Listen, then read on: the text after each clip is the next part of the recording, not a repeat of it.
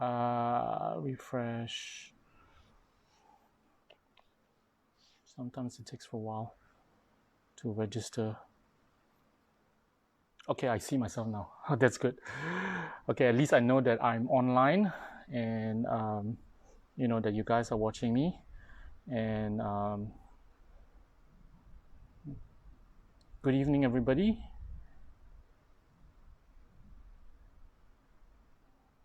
I don't see anybody online yet, so I should wait for a while. Okay, let me straighten myself up.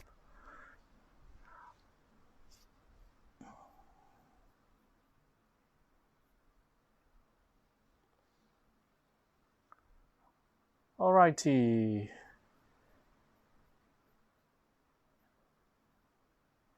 Good evening, Mr. Lam. At least I have one person online.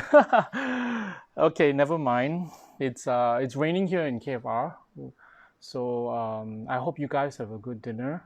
And hello, Joyce. I see your comment. Esther, go. Good evening, good evening to you guys. Okay, so today we continue on the third chapter, and this chapter is interesting. It's on the past and future lives. Okay, so it's a natural continuation of previous week where we were talking about karma. So naturally, it is actually related. Some people think it's not related, but it is related. You should soon understand why it's related. Karma and your past and future lives. All right. And hi, Kelvin. And yes, I had a good dinner too. Hello, Jerry. Good evening to you. It took a while for people to log on because it took me a while also to see myself on the screen. So okay, so without further ado, we shall do some reading. Some parts I'll talk a little bit more. Some parts I'll just read. All right, and it's not a very long chapter, so it's not a problem. So we should be able to cover everything today. If we understand the nature of the mind, we can also understand the existence of past and future lives. Many people believe that when the body disintegrates at death, the continuum of the mind ceases and the mind becomes non-existent. Like a candle flame going out when all the wax has burned. There are even some people who contemplate committing suicide in the hope that if they die, their problems and sufferings will come to an end. However, these ideas are completely wrong. As already explained, our body and mind are separate entities. And so even though the body disintegrates at death, the continuum of the mind remains unbroken. Instead of ceasing, the mind simply leaves the present body and goes to the next life. For ordinary beings, therefore, rather than releasing us from suffering, death only brings new sufferings, new rebirth. Now, understanding this, many people destroy their precious human life by committing suicide. One way to gain an understanding of past and future lives is to examine the process of sleeping, dreaming, and waking. Okay, before we go there, suicide. Okay, suicide from a karmic, dharmic point of view is a very bad idea because firstly, you're killing yourself. That is an act of killing. And so hence heavy negative karma. Number two is that it does not solve your problems because whatever problems you're going through that made you contemplate about suicide has not been resolved. So since it has not been resolved, the causes is still there. In your next life, you will meet it again. If you have a next life to experience the same thing, because you probably take a really bad rebirth. So suicide in a dharmic, karmic sense point of view, it's a very, very bad action to do. All right? Okay, let me read the whole sentence again. One way to gain an understanding of past and future lives is to examine the process of sleeping, dreaming, and waking, because this closely resembles the process of death, intermediate state, and rebirth. When we fall asleep, our gross inner winds gather and dissolve inwards, and our mind becomes progressively more and more subtle until it transforms into a very subtle mind. of the clear light of sleep. While the clear light of sleep manifests, we experience deep sleep, and to others we resemble a dead person. When the clear light of sleep ends, our minds become gradually more and more gross, and when we pass through various levels of the dream state. Finally, our normal powers of memory and mental control are restored, and we wake up. When this happens, our dream world disappears, and we perceive the world of the waking state. Everybody get that?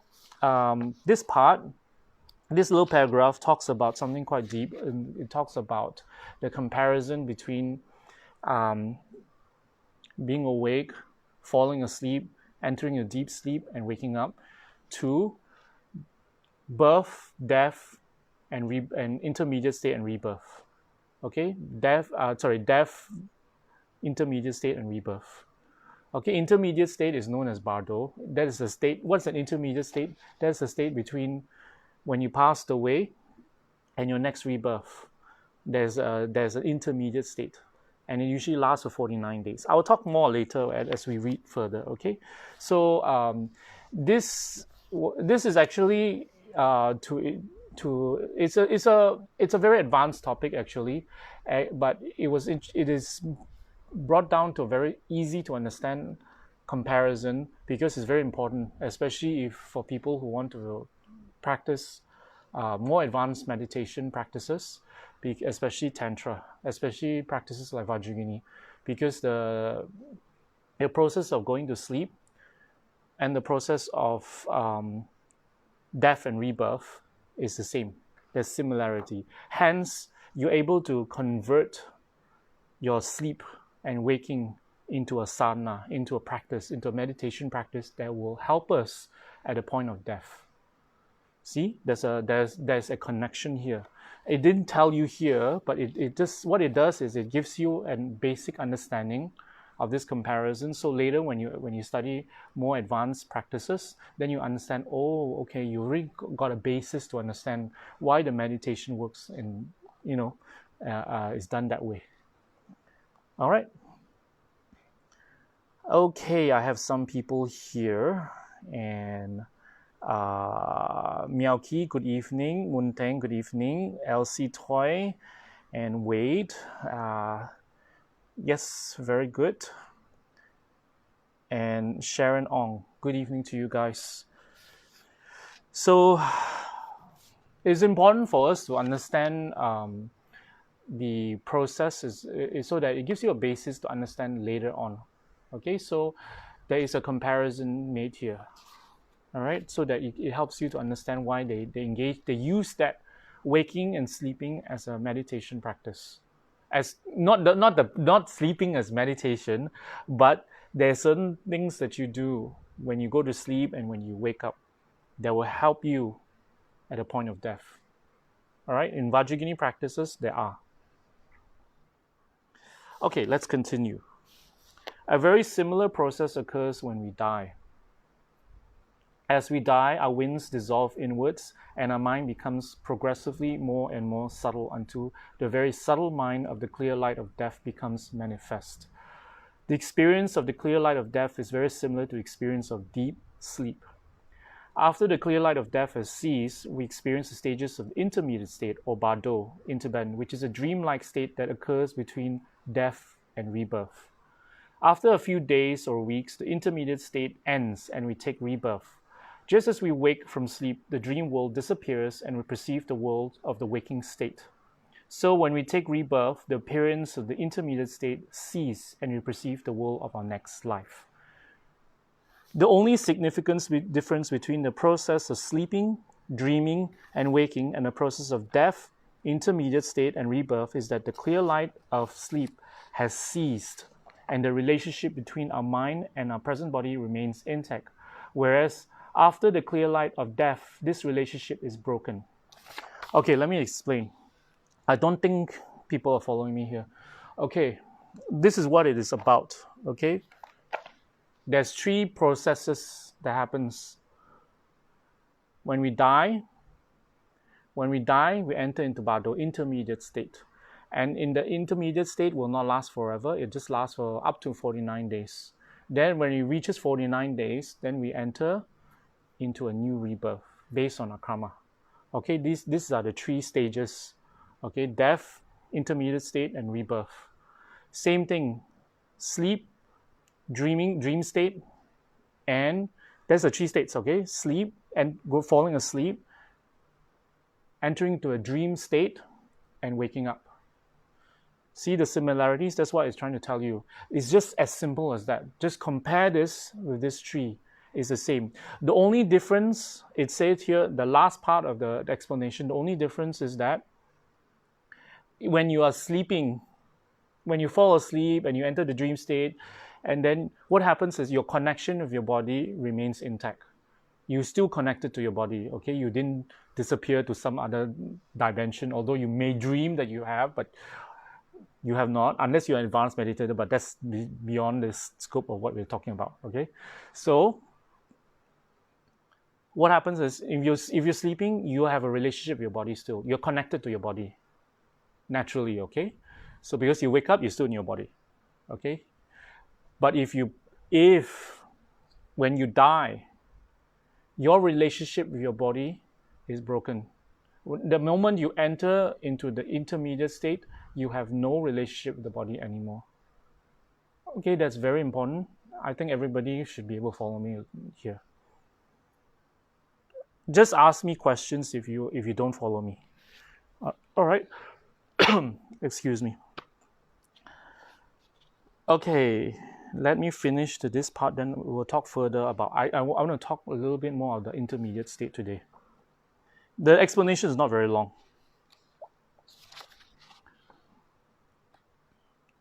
By contemplating this, we will gain conviction of the existence of past and future lives. We generally believe that the things we perceive in dreams are unreal, whereas the things we perceive when we awake are true. But Buddha said that all phenomena are like dreams, in that they are mere appearances to your mind. For those who can interpret them correctly, dreams have great significance. For example, if we dream that we visit a particular country to which we have not been in this life, our dream will indicate one of the 4 things. That we have been to the country in a previous life, that we will visit it later in this life, that we will visit it in a future life, or that it has some personal significance for us. As it would, for example, if we had recently received a letter from that country or had seen a television program about it. Similarly, if we dream we are flying, it may mean that in our previous life we were a being who could fly, such as a bird, or a meditator with miraculous powers. Or it may predict that we will become such a being in the future.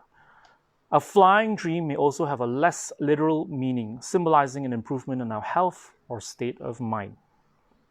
It is with the help of... Okay, this part I will read later. Okay, the explanation for past and previous lives just ends there, and it gives examples now. Okay, Geshe Kelsang talks of his own experience. Okay, what I want to talk about is the intermediate state today. I want to focus on that because I actually did some research on it, and it's pretty interesting. Okay, so listen now. Okay, and what happens is,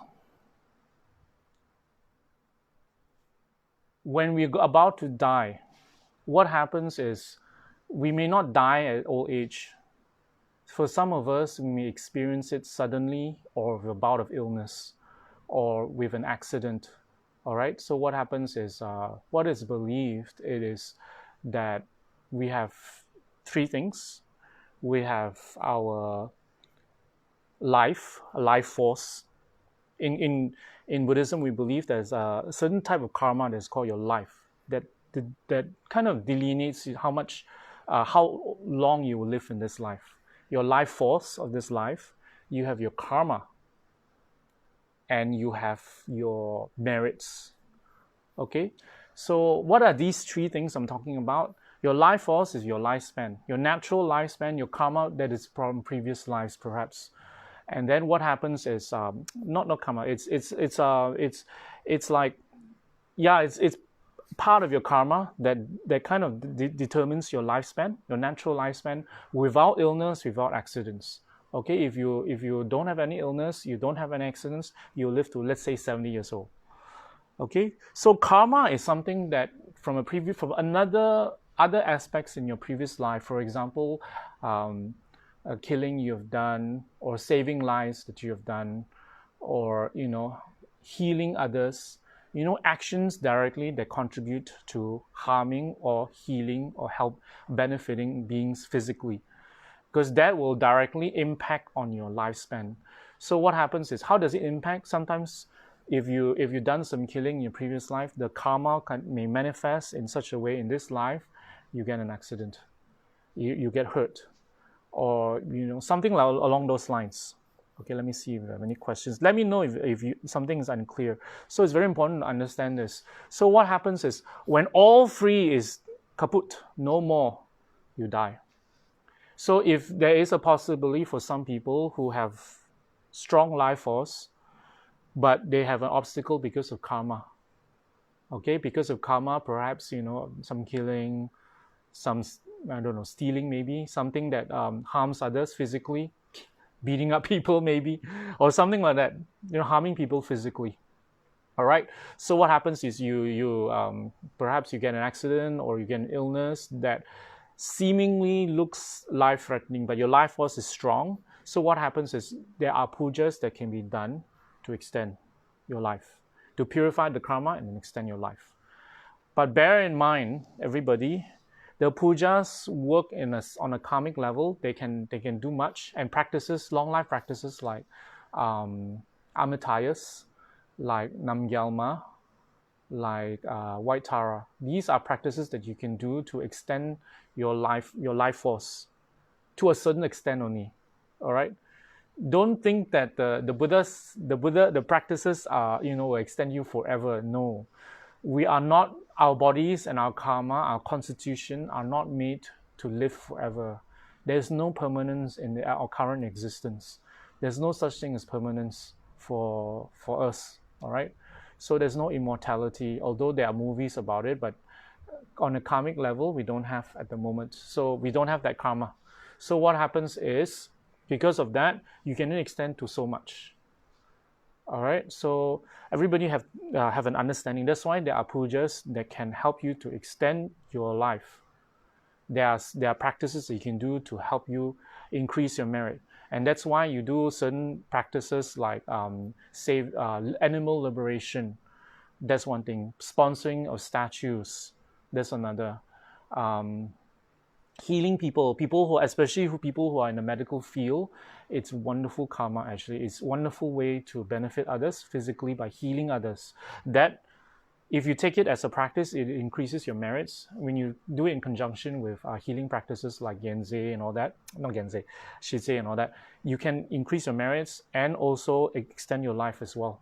So whatever, anyway, the point is that it is possible, but your life force has a limit. It can extend to only a certain limit. All right. So once it reaches limit, it will be depleted. When it depletes, then your karma and your merit is also gone. So you have to take the next rebirth. So when all three is finished, you will have to take a rebirth. Okay. Yes, Yvonne, I think that's how you pronounce your name, right? Yvonne Lau. We will be in the Bardo state for 49 days before we died. I heard correctly. Can you explain more, please? Okay, I'm going to explain that actually.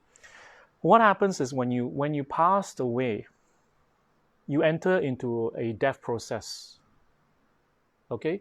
The death process, if you die naturally from disease or old age, the process happen sequentially. They happen one after another. There are 4 elements. Let me see. It begins with earth. You lose sensation. You feel a sinking feeling. Then after that is you feel weak, and then you have no strength. And then that's the earth element dissolving first. Then the second element dissolving is water. What happens is, all your sweat, your blood, all that, the energy of the water element will dissolve. What you see is smoke. You actually perceive it in your mind's eye. Okay. Third thing is your fire element. You will not be able to eat, you're not able to drink, and what happens is you feel cold. Let me see if I'm correct. This is I'm following what Rinpoche has explained. And then the final one is the wind element, the air element or the wind element.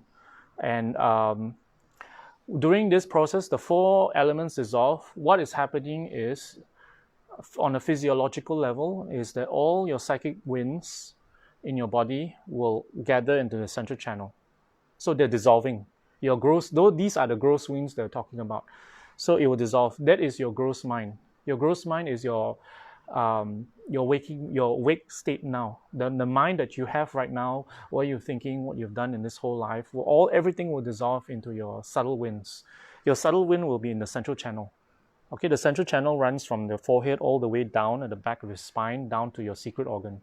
Your secret is your private organ lah, okay? No need to elaborate about that. There are 5 chakras, of course, but that's not the point here. What happens is that it will dissolve there, and then that subtle wind will dissolve into the very, very subtle wind, which is at your heart. The final point is at your heart. Okay, that is the crucial moment. That is when you die completely.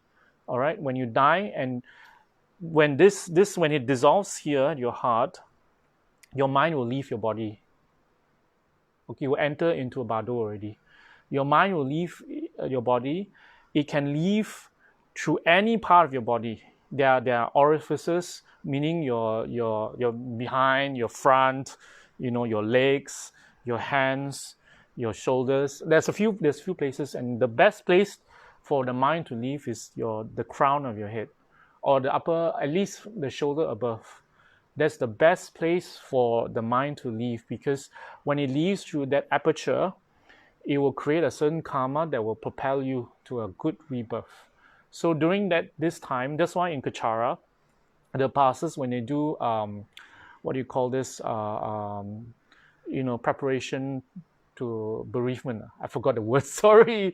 But when the puja they do for the person who's dying is to put holy water. The pills from you got, if you came for a Parinirvana day, Rinpoche's relic pill, it's a good time to have it in the mouth, to bless the person to take a good rebirth in the mouth, or any sacred pills, not medicine, not Panadol, all that, okay? Religiously, spiritually consecrated pills. Put it in your mouth, especially Dorje Shugden or Rinpoche or any Lama. But Rinpoche one is very, very powerful. You put it in your mouth, or the water can be put in the eyes. But during that time, don't focus on the mouth so much, focus on the crown of the head. This is what the pastors will be doing. They'll pull the hair. They'll put a Dharma text, they'll put something, and they will pull the hair during that time upon death. Okay, so during that time, you pull, and it will trigger the mind to leave. Okay, that will be the pulling, the trolling, what is known as a throwing karma, to trigger that throwing karma to take a good rebirth. Okay, so let me see if you have questions. Okay, so after you have left, okay, for some people, there are only two types of people who will not experience Bardo, intermediate states. Okay, there is people who are attained, like Rinpoche. Okay, Rinpoche is attained. And how do you know is their death process is different. Okay, they don't experience all that. Their death process is they enter into clear light meditation. After the elements dissolve, there's one step I forgot to explain. After the elements have dissolved, okay, what happens is the clear light of mind will appear to the deceased person. So it will appear to be like a tunnel, and then there's a bright light. Okay, that is what they are perceiving, what they're looking at is their own mind. It is not an external thing. It is actually they're looking inward. Okay, they're looking at their own mind. So it's bright light, and apparently it has a feeling. There's a feeling of comfort. It feels comfortable, and from the light sometimes comes, from the tunnel sometimes comes a familiar figure. Sometimes, most of the time, is religious. It could be a deity, it could be Jesus Christ, it could be Buddha, it could be Dorje Shugden, it could be, but it's from the light. It is your mind actually, or it could be a dead relative whom you perhaps you're close to your mother. She will come. And during that moment, right, advanced meditator will not enter into Bardo. What happens is they will seize that moment to enter into meditation. Okay, clear light meditation. Hence the word tuktam, clear light. All right. So what happens is when you when doing that's for an advanced meditator. For us, it will happen for a short while and then it will disappear. And during that time, we will have left the body already. When we have left the body, what happens is you are bodiless. So you are in a subtle state. So when you are in a subtle state, you have a bit of clairvoyance. So your bit of clairvoyance, you can hear a little bit, you can perceive a little bit, not totally, because during that time, you will experience Bardo. Most people will experience Bardo. I remember I said two types of people who will not experience Bardo. One of them I mentioned, a person who was attained, like Rinpoche. Okay, they have tuktam. They enter into tuktam upon death, and then when they finish tuktam, they will eject the mind to a pure land. So they don't experience Bardo at all. For us, it's a different thing. The second type of person is someone who has extremely heavy negative karma. Extremely. I'm talking a really, really heavy karma. Someone who has killed, heavy killing, usually killing. I don't know if killing one person or a two-person, I don't know how heavy it is, but it's got to be heavy karma. So what happens is during that time, they will not experience Bardo at all. They will take a negative rebirth immediately. Okay? For most of us, most likely you and me will experience Bardo. So during this time, we are, as I said earlier, we will be in a bodiless state. We are a floating mind. Okay, we are floating, and the description is like a feather who's blown by the wind. So you're flying here, you're going there, you're going here, and you work on the speed of the mind. So you think of, okay, I'm on the moon. You go to the moon. So during that time, usually people will usually hover in places where they're familiar. Usually, immediately will be around the body, and then later on to places they're familiar with, they're attached to. Perhaps their childhood home, perhaps their family home, perhaps their family, perhaps a particular family member, perhaps a lover, whatever it is. They will hover. And they will try to, sometimes they are not immediately aware that they are dead. They will try to communicate, but they cannot. Of course, they will not be able to. And that's why some people do experience some paranormal phenomena during that period, because the deceased is trying to communicate, but they can't. So what happens is sometimes we just get a sense. Sometimes we feel, some sounds we hear, something moved. That's it. So during that time, it is said that in the Bardo, every 7 days, someone mentioned, every 7 days, every week after death, after entering into Bardo's death, entering the Bardo, you will experience another death. If in the intermediate state, you will experience another death again and again for 7 times. It is said the maximum is 7 times. So during that period, you will die again and be reborn, not in a physical body. It's just an experience. So you die in a formless state. You will die. You experience death again, and you rebirth. Death again and rebirth. It's a very confusing time. Extremely confusing, extremely scary, and for everyone, especially people who are not practiced, people who have a lot of attachment, people who have a lot of fears, people who have a lot of emotional negative, who have not trained their mind, who have not calmed their mind. It's very scary, because they'll be thinking about a lot of things: their family, their property, their investments. And they can't help it. And so what happens is that thinking will trigger negative karma, will trigger a karma to find the final rebirth, and usually it's on the 49th day. So that's why pujas are usually done every 7 days. There should be a puja done for the deceased. So for you guys, you're very fortunate to hear this, so you know what to do how to order the pujas. Usually on the seventh day, you should do a puja. Some people I know, if they extra want to have merit, right? They do every single day a puja. I know, I have heard of before, every single day. What kind of pujas? Dodishukin pujas are wonderful. Medicine Buddha pujas are wonderful. Even Lama Chapa to increase merit and burn a lot of candles. All right. So every 7 days, you experience a death. During that death and rebirths, you're not actually dying. It's just an experience. So when you experience that, so you need the merit so that your mind will be calm. Okay, to secure your mind, so that, because you don't want to be too confused, although it's an extremely confusing moment. All right. And then finally, when you take a rebirth, it will be on the 49th day. That is what's traditionally said lah. All right. So this is what is known as the Bardo. Okay, the intermediate state. But for advanced meditators, they seize this moment to become enlightened. It is not a scary process. It is a time when they don't have the limitation of the body, because the body imposes a limitation on the mind for an advanced meditator. So you have no limitations of your body, of your aggregates. All you have is your mind.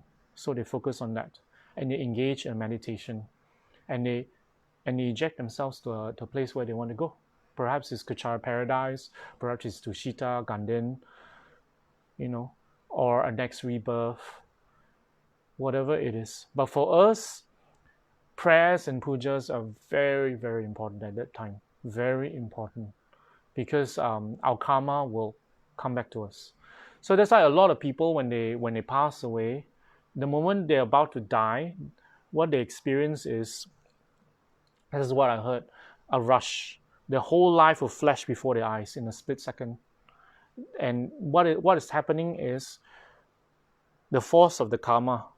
The force of the karma will pull you to a next rebirth. Okay, so at the moment you don't take a next rebirth, but you will experience it. You will see it before your eyes. This is what I heard. And then the clear light thing was explained in Buddhism by advanced meditators. But for people who have not advanced meditators and they experience near death, near NDE, near death experience. So what happens is they experience the whole process, and then they revive somehow, and then they described was that tunnel and the light, and different people have different variations of who they see emerging from the tunnel, the light. All right, but ultimately that light is your mind. It is your original. This one says the clear light mind. The clear light mind is your subtlemost mind. That is the mind that is your enlightened state, your enlightened mind. Okay, your fully enlightened mind. So when you fully realize that mind, you become enlightened. So at that moment is a glimpse of your mind. So for advanced meditators, that's why I've said, I'm just repeating myself, they seize that moment. For us, we see it as different visions and all that, and then it's gone. Okay? Myoki asks, will a person in a coma can be considered as entering in the bardo? No. When they enter in coma, they'll be asleep. It's just similar to being asleep. So it's not the same as a bardo, because bardo means you have died. Okay, you have died. Your connection to the body is severed already. That happens when you see the mind and then it finishes. You've left the body. Okay, that once the light, the tunnel is over, that vision, that experience is over, you have entered into bardo. When you enter in the bardo, intermediate state, you have died. Your vitals are already flatline already. The medical term is flatline. Flatline means the T, it becomes T is one line, right? So that's flatline. So that means you have died, you've passed away. That means you enter in the bardo. So you are floating around, your mind is floating around. Okay?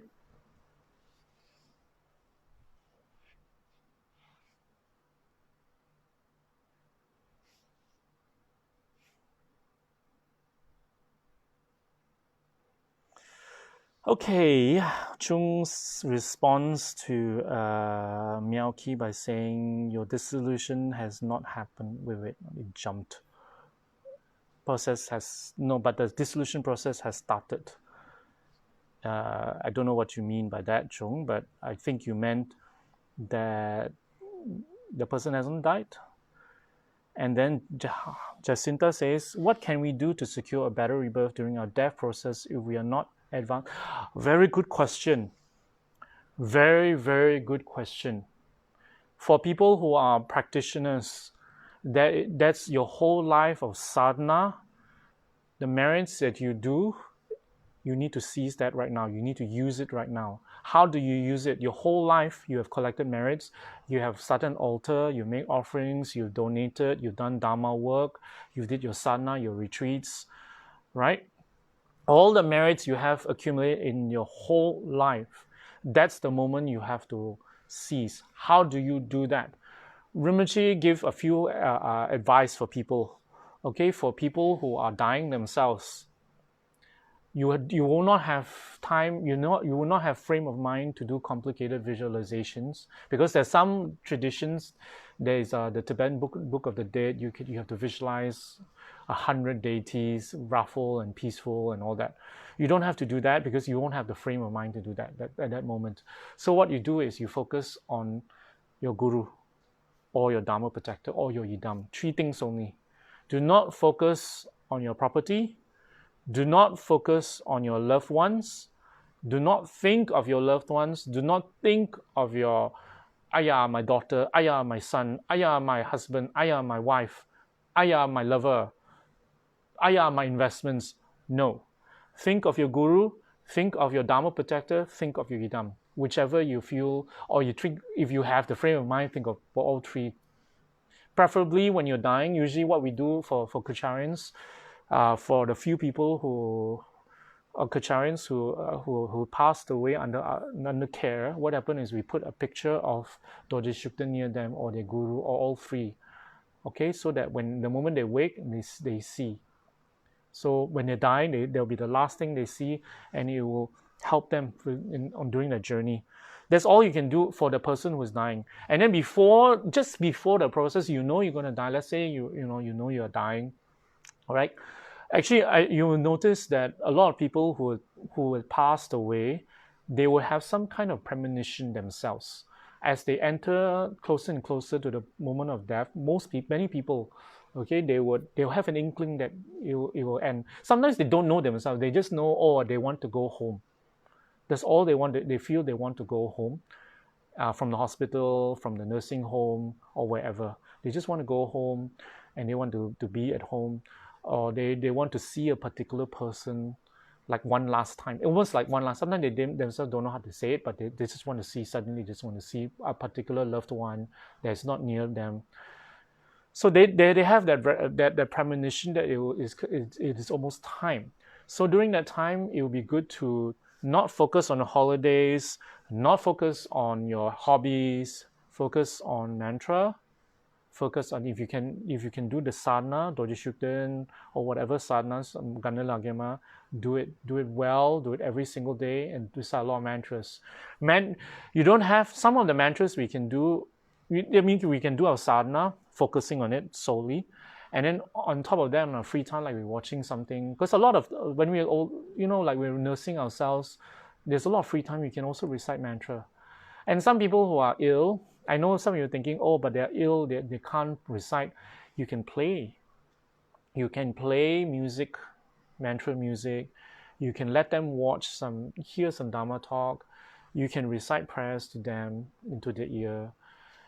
And also when you talk to them, it is to calm them. Because there's 2 parties. There's you yourself dying or someone else dying, right? So if you yourself dying, you have to calm your mind with Dharma. You have to prepare yourself, not calm your mind. Prepare yourself with Dharma. That's the most important. Your whole life of Dharma practice hinges at that moment. Hinges because, why is it the hinge? Because the emotions that you feel at the moment, the unsettled feeling that you feel at the moment, can sometimes trigger negative karma. Even if you are very, you've done a lot of Dharma work, you've done a lot of retreats and a lot of sadhanas, you can still trigger negative karma to open. Like let's say you're attached about something, you got angry about something, upon death, and that's very bad. Okay, so try not to upset people who are very, who is at the deathbed. You just calm them down, say everything will be okay. Your son will be okay, your daughter will be okay. They can take care of themselves. They are a big boy, they're a big girl, they are very responsible, they will take care of everything. So you don't have to worry. You just reassure people who are passing away. Reassure that everything is fine, so they can let their mind. So that's the most important thing. This is what I've heard Rinpoche give advice before. Okay, let me see. There's some comments here. Joyce, if we travel to parallel existence, is this form of death? Okay, Joyce, parallel universe, as in you're talking of astral traveling, that is beyond this scope. Astral traveling is done for an advanced meditator by meditation. You can travel to different realms. In the Western context, there is people who train themselves to astral travel as well. It is possible, but it is not a form of death. Okay, and let me see. Jerry says, for those who have done serious negative actions such as killing or suicide, does doing puja still be able to benefit them in the 49 days? Oh yes, Jerry, it's very, especially for those people who have a lot of negative karma, it's very important that the pujas are done during that 49 days. Very important, more than a normal person. Okay, so it's very important. I don't know how much it will help this person in the sense that will it alleviate a problem, but sometimes it may trigger something good. So pujas are very important at that moment because they have not taken a rebirth yet. We're not talking of someone who remember the two types of people I said. One is attained, one is not, and done a lot of negative karma, and then they go into negative. That kind of negative karma is very extreme. It's like killing their father, mother, that kind of thing. So, because even for a normal person, to be honest, for a normal person who has not that much negative karma, but they are just an ordinary person, what happens is during the 49 is still very important, because after you've taken rebirth, there's nothing much you can do. You can do pujas like the ulambana pujas, right? You can dedicate merits to them, but what they will receive will be very little. To be honest, it will be quite little. Better than nothing. There will be still some, but be very little, and it will not change the way they take rebirth, because the karma is open. They're already born in whatever realm they're in, whatever situation they're in, it's already born. The karma open already, cannot reverse.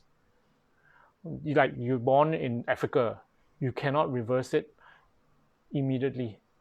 For some people, then maybe later on, things might happen, you do lots of pujas, things might happen later on in their life, but they're born there already.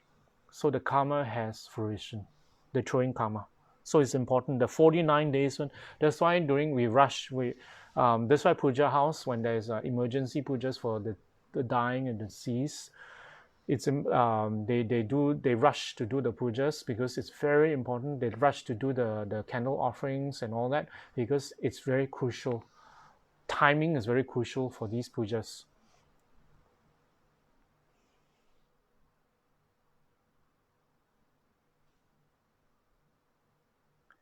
Dennis Tam Wing Ko, with due respect, who has ever came back from death to tell or document all this?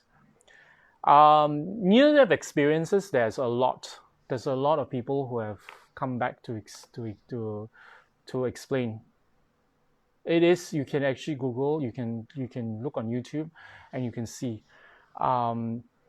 Future lives and previous lives is a huge field of study, by the way.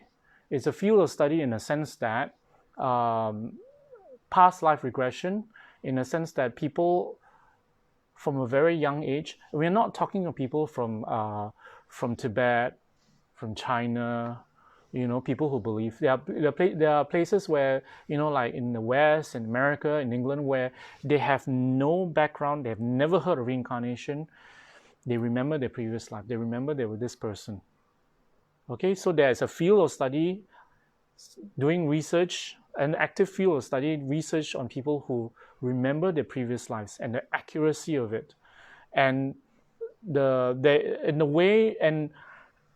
do a lot of tests to make sure that these cases are authentic, that they didn't somehow found out about this person in their previous life or whatever. So there are a lot. It is a document in the West, in universities, in major universities in the West. It's a growing field of study. It's a statistical kind of study, like empirical. So by statistics, even the person who I cannot remember his name right now, this professor, he started the research not because he believed in reincarnation. He actually wanted to disprove it. But as he did the study, the more cases that emerged from his study, he said he actually don't believe. He said he don't believe in reincarnation. But based on the sheer amount of cases, you can actually come to a conclusion.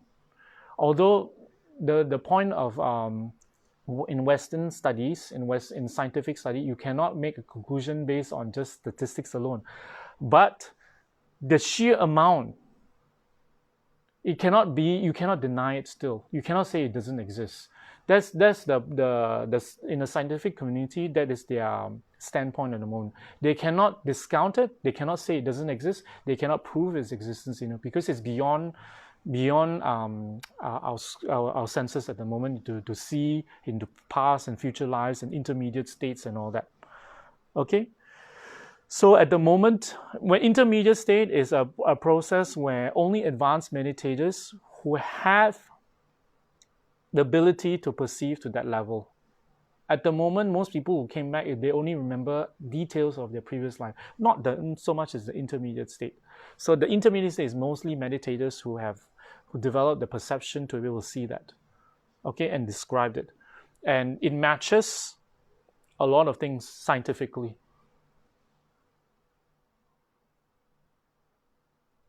Okay, Iman. Okay, don't jump. Okay. Is the death process that you explained takes place in the same manner of sudden death? Okay, Iman, that's a very good question. This is something I missed out. This is what Rinpoche said. The process of the dissolution of the elements, Rinpoche said that, let's say you had a sudden car crash and you died on the spot, right? You do experience it, but it'll be faster than normal. It'll be faster than if you died naturally.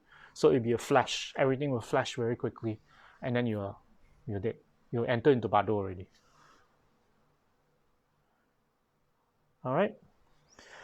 Okay, and then now that I've talked about the Bado, and then you enter into a new rebirth. So the idea about, let me go into what's the importance about this subject matter. It is very fascinating. I can see that you guys are fascinated and you want to know, and it's good for us to know because it's good preparation for us as practitioners. It is more important to understand what to do, how it happens, so we know what to do at the crucial moment. Okay, because for a lot of people, when we don't know, what normally people do is they grieve, they cry, and actually because knowing what happens to the person, knowing that they're still around, it's even more unsettling for them. That's why it's important that what to do and how to act around the body, and it would be better to pour that emotions into prayer, into recitation of mantra, making offerings, pujas, or talking to the deceased, reassuring the deceased, than to cry and wish they are still around. Because once the karma has finished, as I said, the three types, the life force, the karma and merit is finished. All three is finished. It's over. The person has passed away. Nothing can reverse things. No power on earth can do at the moment. No science, no medical science, no doctor can reverse the process. All right. So knowing that, it is important to come to an acceptance. So in Buddhism, acceptance, the core teaching in the teaching on death and rebirth, past and future lives, is acceptance. And it's an acceptance that our time will come. It is an acceptance that that's not the end. And also that we will continue. When we continue, it is what we do now that will influence then. So Rinpoche, don't say, oh, don't just prepare at the last moment. You'll think of Rinpoche and all that. That's it. When your whole life you don't do much, because the whole life you need to accumulate the merit. Unless you become attained yourself, like if you become attained through Vajrayana, you yourself can control. You don't need Rinpoche, you don't need a guru. You yourself will enter into clear light meditation. You will recognize the luminosity of your mind. The clear light, luminosity is clear light.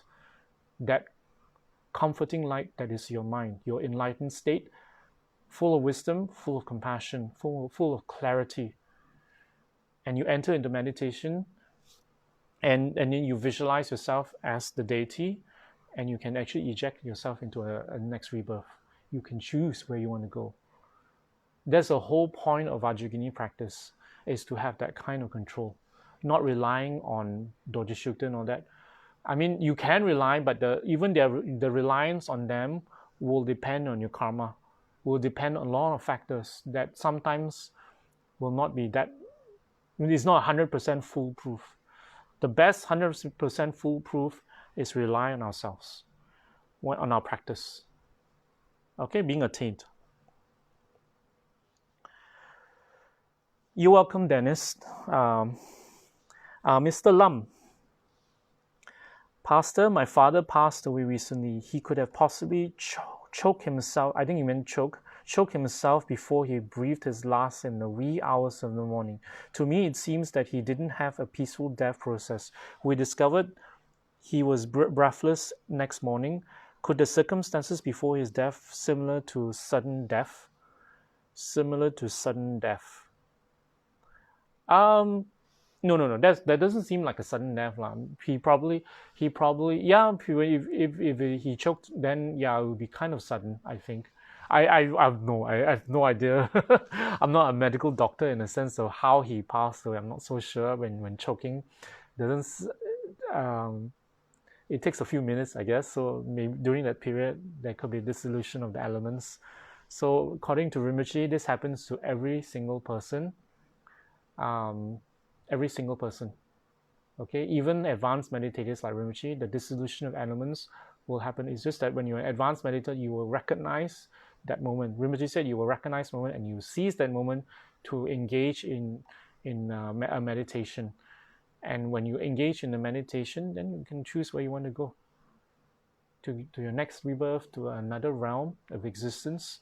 To emanate out. Some people, some high lamas have the ability to emanate many places simultaneously, beyond the realm of our ability at the moment, but it is possible. At least we know it's possible. So what happens is, because most likely for you and me, we will not be very attained. We will do some practice, so we will need to rely on our practice. So that's why every single Dharma work we did, sadhana we did, offering we did, charity that we did, and even the charity that we did, is good to do dedication at the end, dedication prayer, or at the day, the next day, or just at the end of the day when you do asana, we do the dedication. We think of perhaps you fed the homeless, perhaps you fed a homeless person, perhaps you fed a stray dog on the street, whatever it is, or you help someone in the office, you want to dedicate it. Yeah, it's possible. Anything that you've done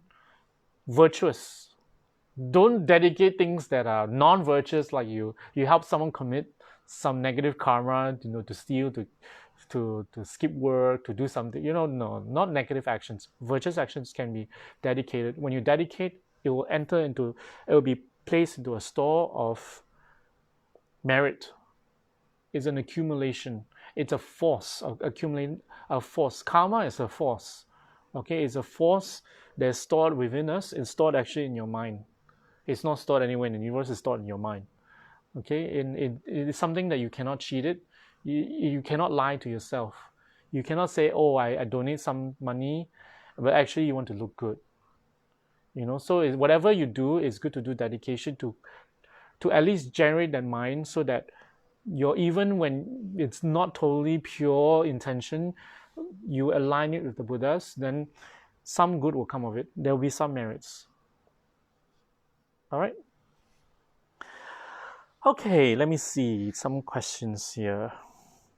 Elsie Toy, Eleanor Abdul, you're welcome. Elsie Toy, Pastor, just a question. My sister has recently passed away. Is there anything I can do? She's a Christian. Okay, what people do is after they have passed away, after the 49 days, you can do any puja. You can usually Rinpoche for people like that, for people who are deceased. Few things that Rinpoche I follow what Rinpoche has recommended in the past. Okay, so for Rinpoche, what he recommends people to do is, in memory of a particular person, one of the things you can do is you can invite a statue, a particular Buddha. If the person is a Dharma practitioner, in this case, she's not, then you can perhaps use a Dodishukin statue, could be a Tsongkhapa statue, and it's dedicated. You just make a prayers and dedicate it to a person. Maybe put a little photo of the person in front, and dedicate whatever offerings or whatever prayers that you make towards Tsongkhapa in this statue, in the form of this statue, it'll be dedicated to the deceased person. You can do that. That's one. Another thing you can do is you can sponsor a stupa. You can sponsor a part of a stupa, like what we are doing. It doesn't have to be a stupa. It can be a temple. Because a lot of temples they have donation drives where you can sponsor a brick or a tile, a roof tile, or whatever it is.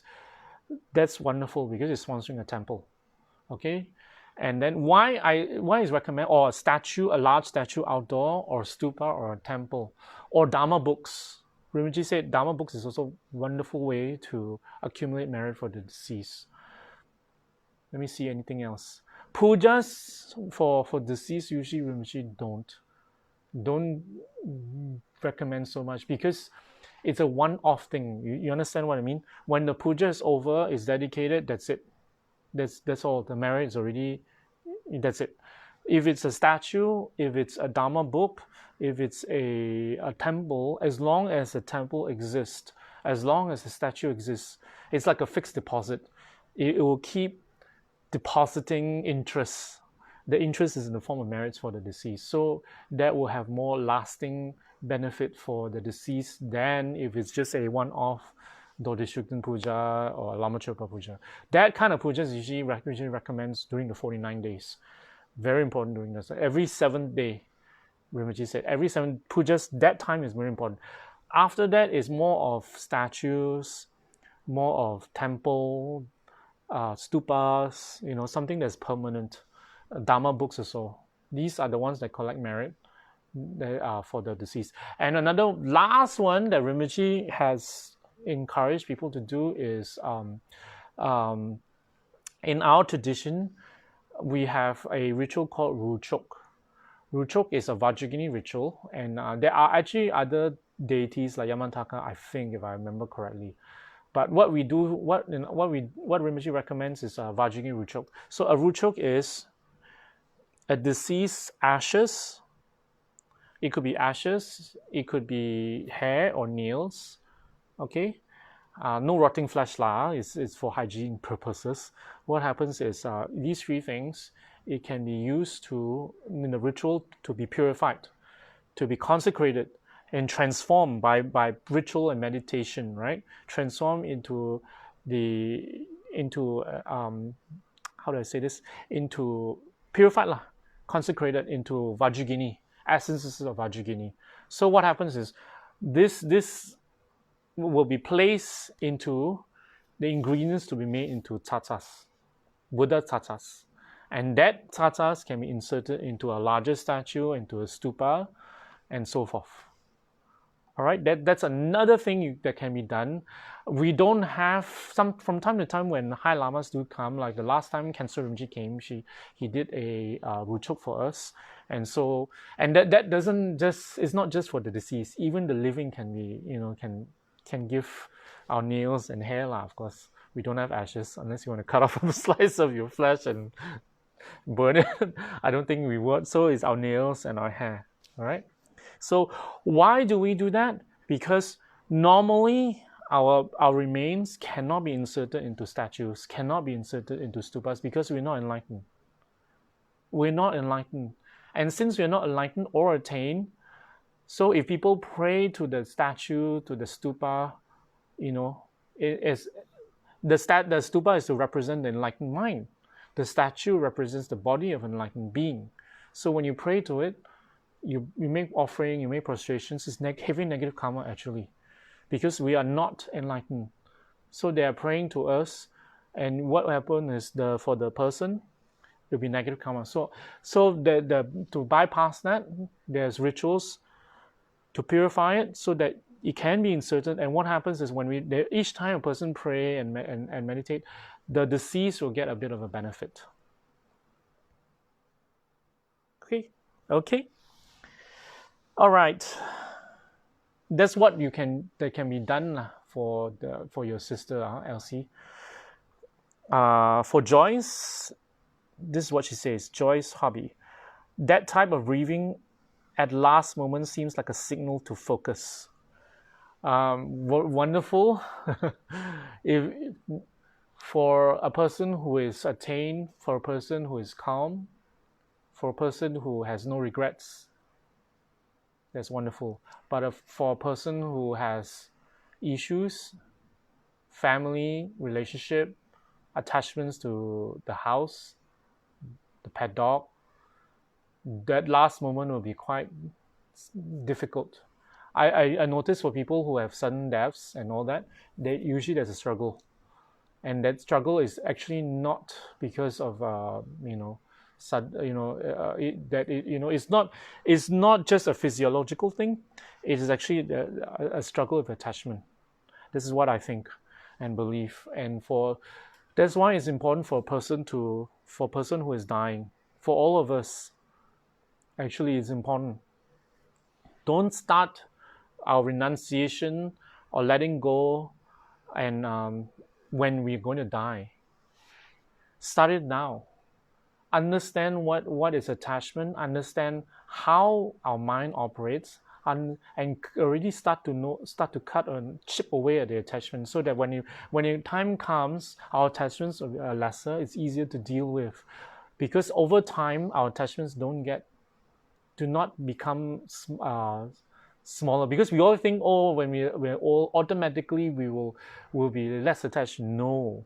If you do not practice letting go, do not practice Dharma, do not study Dharma and understand and contemplate, your attachments will not get lesser. It only increases with time. That's why older people find it difficult to change. Older people find it, they always, that's the thing. They want to enjoy life. They want to be young again. They want to, to experience things they were when they were young. I mean, it's beautiful. I mean, there's no wrong. There's nothing wrong. But what happens is attachment. So when it's attachment, it is not beneficial, especially when we're talking of our final moment. In the movies, it's always portrayed in Hollywood. They experience, that they want to have another what do you call it, midlife crisis, or not midlife crisis. That's not the right term.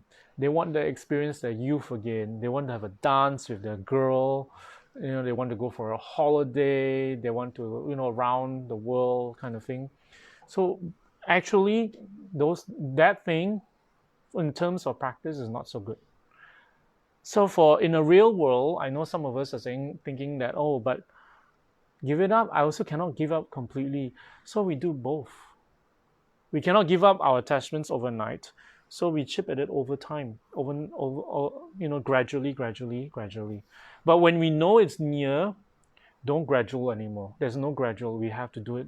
We have to do bigger strides in our practice. Okay, so you can have some, but focus more on practice. So That's the thing about most people when they talk about Dharma and practice, and it's always a zero sum thing. Zero sum means it's either Dharma or samsara, either Dharma or our attachments.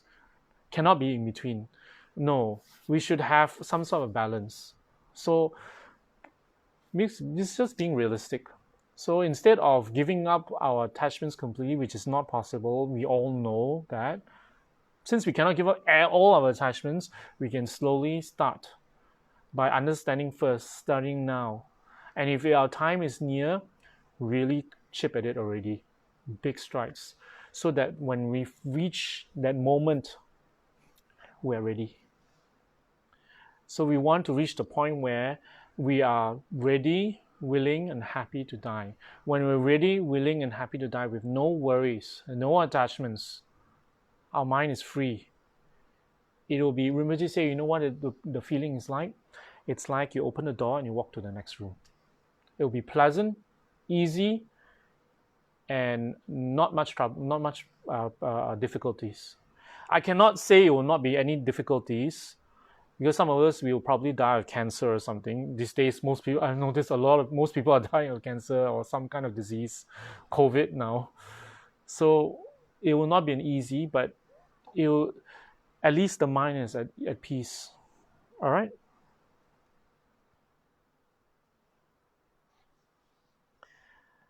Okay, there's some comments here.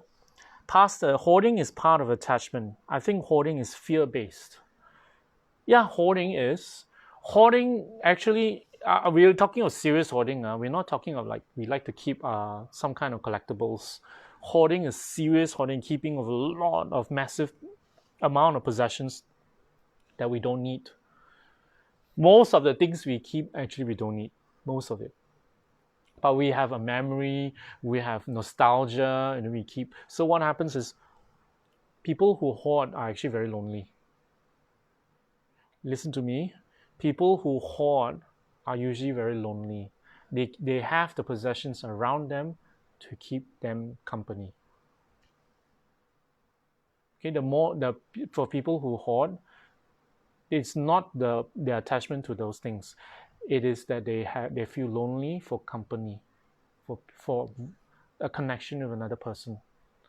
They may or may not have people around them. Perhaps they do. If they have people, they are not connecting with them. Okay, so this is what it is lah. Okay. Anyway, let's finish the chapter. Actually, I'm already time already, but let me finish very quickly. This part will be from Geshe Kelsang Gyatso's own experience. Remember, when I read this part of the chapter, Geshe Kelsang Gyatso is not an ordinary monk.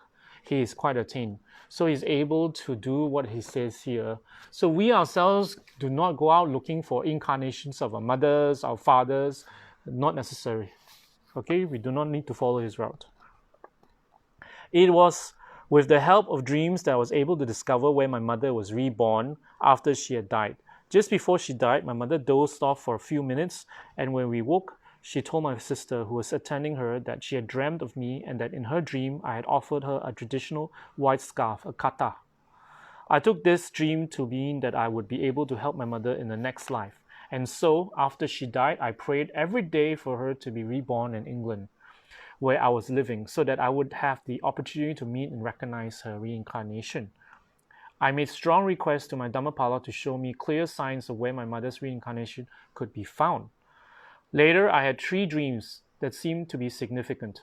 In the first, I dreamt that I met my mother in a place I took to be England.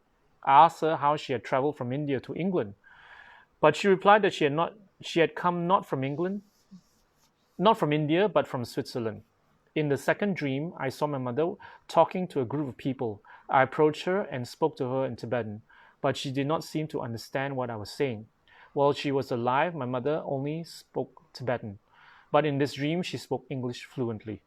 I asked her why she had forgotten Tibetan, but she did not reply. Later in the same dream, I dreamt of a Western couple who are helping with the development of Dharma centers in Britain. Both dreams seemed to give clues as to where my mother had been reborn. 2 days after the second dream, the husband of the couple of whom I had dreamt visited me and told me that his wife was pregnant.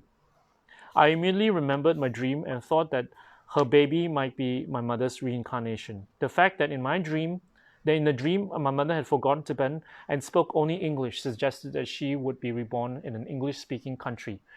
And the presence of this couple in the dream might have been indication that they were her parents. I then performed a traditional divination together with ritual prayers called a mo in Tibetan, and this indicated mo is divination. And this indicated that their child was my mother's reincarnation. I was very happy, but did not say anything to anyone. One night, I dreamt about my mother again and again. The next morning, I considered the matter carefully and reached a decision. If the baby had been born that night, then it was definitely my mother's reincarnation.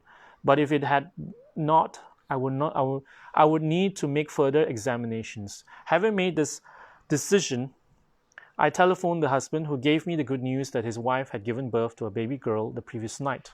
I was delighted and performed a puja, an offering ceremony as a thanksgiving to my Dhammapala. That's Dodi Shugden lah. A few days later, the father telephoned and told me that if he recited the mantra of Buddha of Avalokiteshvara, Om Mani Padme Hum, when the baby cried, she would immediately stop crying and appear to be listening to the mantra. He asked me why this was, and I replied that it was because of her tendencies from her previous life. I knew that my mother had recited this mantra with very strong faith throughout her life. The child was named Amara Vajra. Later, when my mother's brother Kuten Lama visited England and saw Amara Vajra for the first time, he was astonished by how affectionate she was towards him. He said that it was as if she recognized him. I also had the same experience. Although I was able to visit the young child only very occasionally, she was always extremely happy to see me. When Amara Vajra started to talk, one day she pointed to a dog and said, "Ki." After this, she used to say "ki" many times whenever she saw a dog. Her father asked if "ki" meant anything, and I told him that in the dialect of Western Tibet, which is where my mother lived, "ki" means dog. This was not the only Tibetan word the little girl uttered spontaneously. I later heard through my sister's husband that after my mother's death, a Tibetan astrologer had predicted that my mother would be born as a female in a country with a language other than Tibetan. This story comes from my own personal experience. But if we investigate, we can find many other true stories about how people have been able to recognize the reincarnations of their teachers, parents, friends, and others. If we contemplate such stories and reflect on the nature of the mind and experience of dreams, we will definitely become convinced of the existence of past and future lives. In his tantric teachings, Buddha taught a special practice called transference of consciousness into another body, poa. This practice became quite widespread in the early days of Buddhism in Tibet. One practitioner who mastered it was Dharma Dode, the son of the famous Tibetan lay lama translator Marpa. One day, while riding a horse, Dharma Dode fell and fatally injured his body. Knowing that his son had mastered the practice of transference of consciousness, Marpa immediately began searching for a corpse into which Dharma Dode would transfer his consciousness. Unable to find a human corpse, Marpa brought his son to a pigeon's corpse, which would serve as a temporary abode for his mind until he was able to find a suitable human corpse. Dharma Dode then ejected his mind from his dying human body and entered into a corpse of the pigeon. Immediately, Dharma Dode's old human body died, and the pigeon's body came back to life. Dharma Dode's body was now the body of a pigeon, but his mind was still the mind of a human being. Since he did not want his son to remain in the form of a pigeon, Marpa continued to search for a qualified human corpse. One day, with his clairvoyance, he saw that a Buddhist teacher had just died in India and that his disciples had taken his corpse into the cemetery. Marpa told his son to fly to India as quickly as possible. Dharma Dode then flew to India in his pigeon's body, and when he arrived at the place where the teacher's corpse had been left, he ejected his mind from the pigeon's body and entered in the corpse. The body of the pigeon immediately died, and the body of the deceased teacher came back to life. Dharma Dode then spent the remainder of his life as an Indian teacher known as Tiwu Sangnak Dongpo. Some years later, Marpa's principal disciple, Milarepa, sent his own disciple, Rinpoche, to India to receive special teachings from Tiwu Sangnak Dongpo. When Rinpoche returned to Tibet, he offered these instructions to Milarepa. There are many other examples of past meditators who could transfer their consciousness into other bodies. It is said that Marpa himself practiced transference of consciousness into another body 4 times during his life. If mind and body were the same entity, how could it be possible for the meditators to transfer the consciousness in this way? If we contemplate true stories such as these with a positive mind, it will help us to understand how it is possible for consciousness to continue beyond the death of the body. This, in turn, will make it very easy for us to understand the existence of past and future lives. Okay, that's the end of the chapter. I know some of you have questions. You can let me know now. With regards to, as I said, with regards to Geshe Kelsang recognizing his mother, most of us will not have the ability because we are not as practiced and advanced as in our practice, in our meditation and our attainments as Geshe Kelsang. So we will not be able to do that. And if you're going, there's another way you can do it, which is through asking Dorje Shugden or any other deity, or through the oracle. Usually, what happens is, I remember Rinpoche explained before. Usually, what happens is the Dharma protector will say whether it's beneficial to look for the incarnation of a particular rebirth, not really incarnation, rebirth. Okay, because they're not being reborn by choice. So what happens is whether it's necessary, whether it's beneficial. If it's a lama, it's a different thing. It is totally beneficial. Why do we search for lama's reincarnation? So that we can help them accelerate their learning, their nurturing, so that they can fit back into their previous role of benefiting others through Dharma teaching. Or sometimes the lamas have different direction. Each life, they will act in a different way. And according to the need of the time, to the audience, the students of that period. So they will behave differently, will think differently. So they will be up to the lama. So, but when a lama is properly recognized, the samaya is intact, then the lama will be able to fulfill their role as a teacher much earlier and sooner. And they'll start from a very young age benefiting their students and also most future students. And future and bigger crowds of people. All right. So as transference of the mind, that do only happen during the classical time in earlier periods. These days, lamas don't do that, don't exhibit that kind of ability anymore. It is not necessary. But the idea that it is possible to eject the mind to enter, it is possible. I don't know how many times it's possible for one person to keep ejecting, Then we can live forever, you go one body after another body looking for the right body. Well, I don't know. Because that question came to me, when I was reading it. So, probably there'll be some limit. But anyway, lamas these days don't exhibit that ability in these days. What they do exhibit is they exhibit death. Like Sam Rinpoche, he passed away. And when he passed away in full control. And we have to look for his incarnation. Okay, so the process is quite similar to Geshe Kelsang. In the sense of dreams, in the sense of asking divination. This one he only asked the oracle. It is also also from the astrologer, So in our case, when we're looking for a lama, we'll be requesting high lamas for divination. We're requesting Dorje Shugden. And in order for that to happen, we need to collect the merits, and that's what the Stupa project is about. Okay, I have completed for today. Next week is going to be interesting. Next week is going to be also interesting. It's back to basics. It's about karma. How well do you know karma? We all know karma. I mean, even before you you've read the Lamrim and all that, I'm sure you had an understanding of karma, but how much of karma will be determined, when you hear about the sharing next week. Okay, I'll do dedication. Thank you, everybody. Chanchu Sancho Rinpoche, Mange Panangu, She, Kebaya Mami Payang, Gone Go to Pewasho, Tony Tonga Rinpoche, Mange Panangu, She, Kebaya Mami Payang, Gone Go to Pewasho.